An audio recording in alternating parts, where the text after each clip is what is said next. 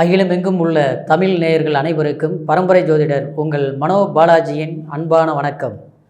துலாம் ராசி நேயர்களுக்கு குரு பகவானுடைய பெயர்ச்சி. இந்த குரு பகவானின் பெயர்ச்சி குரோதி வருஷம் சித்திரை மாதம் 18ஆம் தேதி 2024 மே மாதம் 1ஆம் தேதிங்க. மேசத்தில் இருக்கக்கூடிய குரு பகவான் ரிஷபத்துக்கு பெயர்ச்சி ஆகுதுங்க.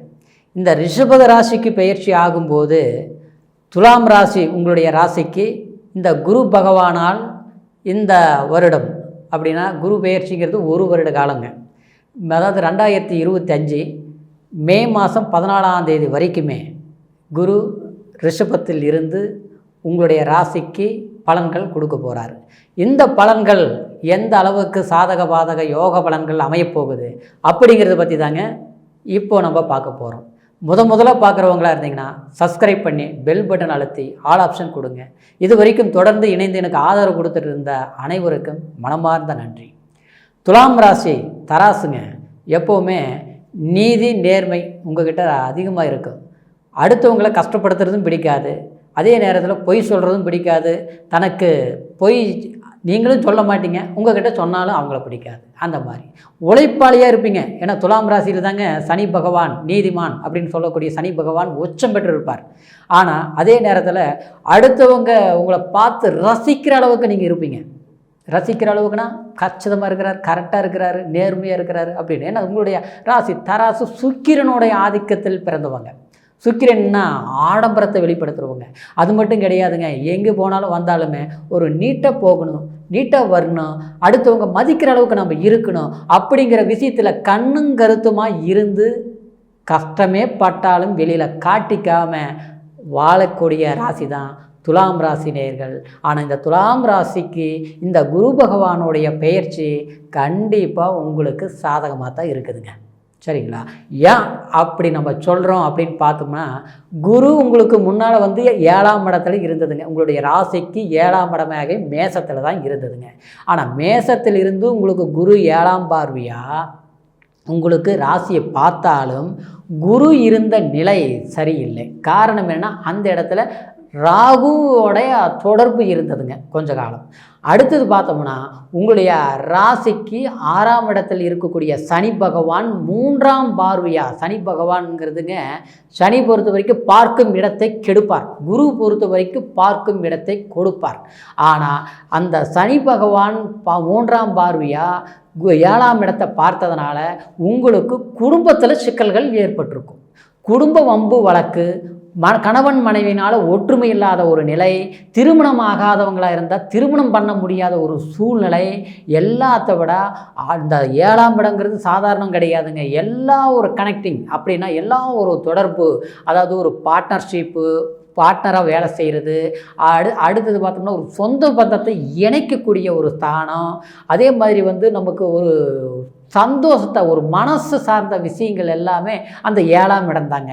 ஆனால் அந்த இடத்துல அதாவது கொடூர பாவிங்கிற சொல்லக்கூடிய அந்த சனி பகவானுடைய பார்வை, நேரடி பார்வை, 3ஆம் பார்வையை பார்த்ததுனாலங்க அந்த இடத்துல குரு இருந்தாலும் அந்த முழுமையான பலன்கள் குரு கொடுத்தாலும் அது முழு பலன்கள் நம்மளை அனுபவிக்க முடியாத ஒரு சூழ்நிலைகள் எல்லாமே ஏற்பட்டிருக்குங்க.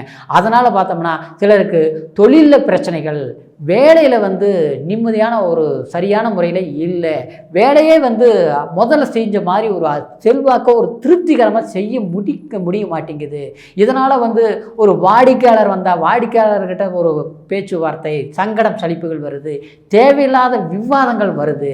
நம்ம நல்லதே சொன்னாலும் அடுத்தவங்க கெட்டதாக எடுத்துக்கிட்டு நம்மளை கஷ்டப்படுத்துகிறாங்க. அதனால் என்ன வாழ்க்கை அப்படிங்கிற அளவுக்கு ஒரு மன வெறுப்புகள் வருதுங்கிற ஒரு நிலை எல்லாமே நீங்கள் கண்டிப்பாக சந்திச்சிருப்பீங்க. கஷ்டங்கள் பட்டு இது எப்போ ஒரு மாற்றம் வரும், ஒரு மாறுதல் கிடைக்கும் அப்படிங்கிற எதிர்பார்ப்பில் இருந்த உங்களுக்கு இந்த குரு பகவான் பெயர்ச்சி கண்டிப்பாக உங்களுக்கு சாதகம். என்னங்க இப்படி சொல்லிட்டீங்க, குரு 7ஆம் இடத்துலேருந்து 8ஆம் இடத்துக்கு போகுது, 8ஆம் இடங்கிறது அஷ்டமம் ஸ்தானம் தானே, அஷ்டமம் குரு ஆகும்போது எப்படிங்க அப்படின்னு நினைக்கலாம். கண்டிப்பாக கிடையாதுங்க.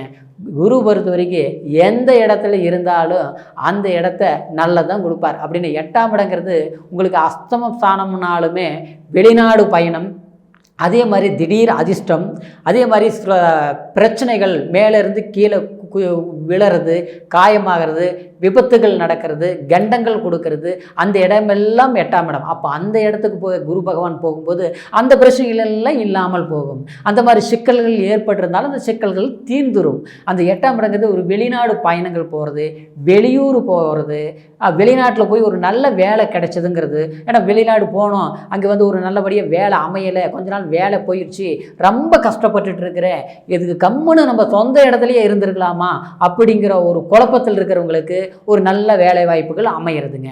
அப்புறம் பார்த்தோம்னா சில பிரச்சனைகள், தொல்லைகள், ஒரு கடன் சுமை அதிகமாக இருக்குது, கடன் அதிகமாயிருச்சு, நெருக்கடிகள் அதிகமாயிருச்சு, இதனால் என்ன பண்ணலாம், ஏதாவது எங்கேயோ போயிடலாமான்லாம் தோணுது அப்படிங்கிற ஒரு வெறுப்புகள் இருக்கிறவங்களுக்கு ஒரு திடீர் அதிர்ஷ்டங்கள் வர்றது, ஒரு பெரிய மனிதர்களுடைய தொடர்பு ஏற்படுறது, ஒரு பெரியவங்களுடைய பழக்க வழக்கத்தினால நமக்கு அதனால் ஒரு ஆதாயம் கிடைக்கிறது, ஒரு இடம் விட்டு இடம் மாறி போய் ஒரு தொழில் தொடங்கிறது, ஒரு தூர பிரயாணத்தில் போய் ஒரு வேலை வாய்ப்பு நமக்கு கிடைக்கிறது.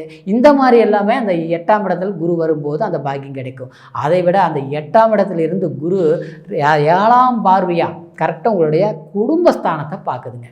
அதாவது 7ஆம் பார்வையாக குடும்ப தனஸ்தானத்தை பார்க்குது. அப்போ அந்த தனஸ்தானங்கிறது பணவரவு நல்லாயிருக்கும், தனவரவு நல்லாயிருக்கும், ஒரு நகநட்டு கண்டிப்பாக கைகூடி வரும். நம்ம ஒரு பேங்க்லேயே வச்சுருந்தா கூட அது வாங்க முடியும், திருப்ப முடியும். அதே மாதிரி புதிய நகைகள் வாங்க முடியும். புதிய நகைகள் நம்ம வந்து வீட்டுக்கு தேவையானது எதாவது வாங்கணும்னு நினச்சா கண்டிப்பாக வாங்க முடியும். அந்த 2ஆம் இடங்கிறது இன்னும் சொல்லப்போனால் நல்லா படிச்சுட்டு இருக்கிற குழந்தைங்களுக்கு கல்வி நல்லா வரும், படிப்பில் நல்ல மதிப்பெண்கள் வரும்.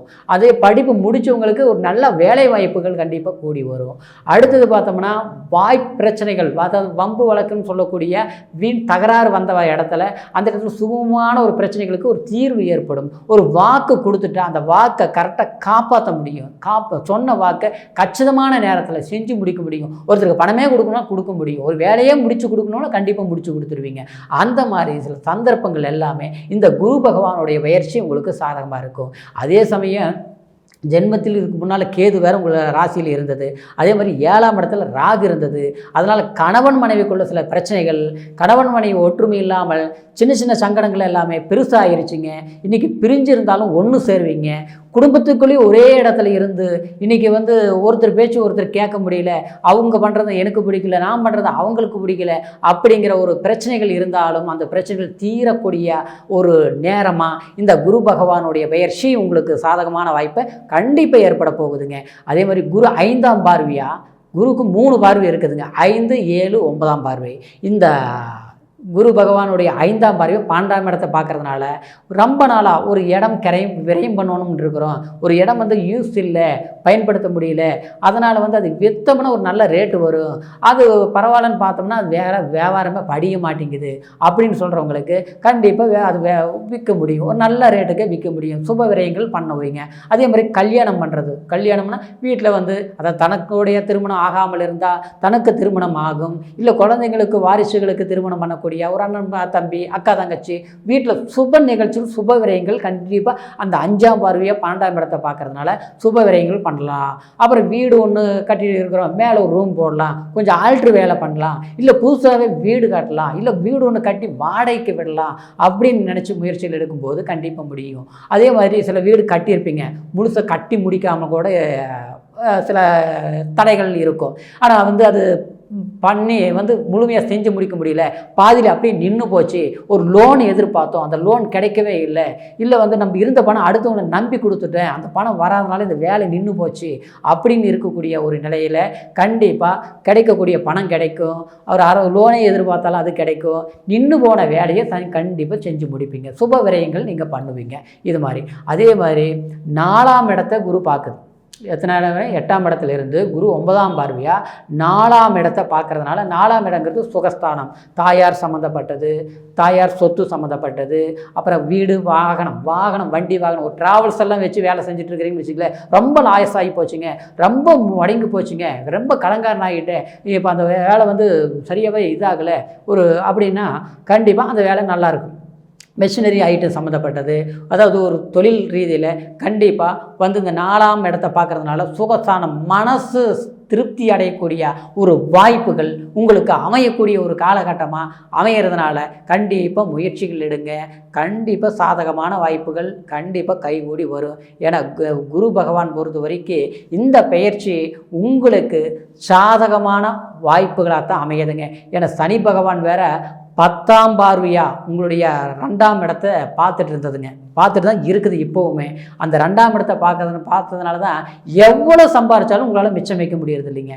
வரவு வரும், எந்த பக்கம் போகுதுன்னு தெரியல. வரவுக்கு மிஞ்சிய செலவு, எதிர்பார்க்குறது எதுவுமே கிடைக்கிறது இல்லை, நடக்கிறது இல்லை, எதிர்த்தாலும் முடக்கடி. ஆனால் அந்த சனி பார்த்து 10ஆம் பார்வையை பார்த்து எல்லாமே கெடுத்து குடும்பத்தில் மன நிம்மதி இழந்து இருக்கக்கூடிய துலாம் ராசி நேயர்களுக்கு குரு பகவான் இந்த 8ஆம் இடத்துக்கு போய் 7ஆம் பார்வையை அந்த குடும்பஸ்தானத்தை பார்க்கறதுனால அந்த சனி எவ்வளோ கெடுத்திருந்தாலும் கண்டிப்பாக கெடுத்துட்டு இருந்தாலும் ஆனால் இந்த குரு பார்த்து கண்டிப்பாக அந்த இடத்த புனிதமாக்குது, குடும்பஸ்தானத்தை புனிதமாக்குது, வாக்குஸ்தானத்தை புனிதமாக்குது, தனஸ்தானத்தை பண வரவு தனத்தை அதிகப்படுத்துதுங்க. அப்போது எவ்வளோ பிரச்சனைனா கண்டிப்பாக தீர்த்துருவீங்க, மேன்மை அடைஞ்சிருவீங்க. குழந்தை பாக்கியம் இல்லாத இருக்கிறவங்களுக்கு கூட குடும்பத்தில் அதுதான் ஒரு குறையினா கண்டிப்பாக அந்த பாக்கியம் கிடைச்சிரும். அதனால் இந்த குரு பெயர்ச்சியிலிருந்து மே மாதம் 1ஆம் தேதியிலிருந்து முயற்சிகள் எடுங்க. வளர்ச்சிங்கிறது கண்டிப்பாக இருக்கும். இருந்தாலும் இப்போ நான் சொன்ன பலன்கள் அனைத்தும் கோச்சார பலன் அப்படின்னா ராசியை வச்சு சொன்னதுங்க. அதே நேரத்தில் உங்களுடைய பிறப்பு ஜனன ஜாதகத்தில் லக்னம் என்ன தசா புத்தி நடக்குது, லக்னாதிபதி எந்த அளவுக்கு பலம் பெற்று இருக்கிறாரு, ராசிநாதனுடைய பலம் என்ன அப்படிங்கிறத பற்றி ஒரு முறை உங்களுடைய ஜாதகத்தை பரிசோதனை செய்து அதுக்கு உண்டான முயற்சிகள் பண்ணுங்க. வளர்ச்சிங்கிறது கண்டிப்பாக இருக்குங்க. நீங்கள் எங்கிட்ட ஜாதகம் பார்க்கணும்னு நீங்கள் நினச்சிங்கன்னா கீழே இருக்கிற நம்பருக்கு ஃபோன் பண்ணி பிறந்த தேதி, பிறந்த நேரம், பிறந்த ஊர் 3ஐயும் தெரியப்படுத்தி அதாவது உங்களுடைய முழு ஜாதகத்தையும் தெரிஞ்சுக்கிட்டு கண்டிப்பாக நீங்கள் இந்த குரு பெயர்ச்சியிலிருந்து உங்களுடைய வாழ்க்கை சந்தோஷம் நிம்மதி எல்லாம் பெருகும் அப்படிங்கிறது உறுதியான வார்த்தையோட மன மகிழ்ச்சியோடு சொல்லி மீண்டும் அடுத்த பதிவில் உங்களை சந்திக்கிற வரைக்கும் நன்றி, வணக்கம்.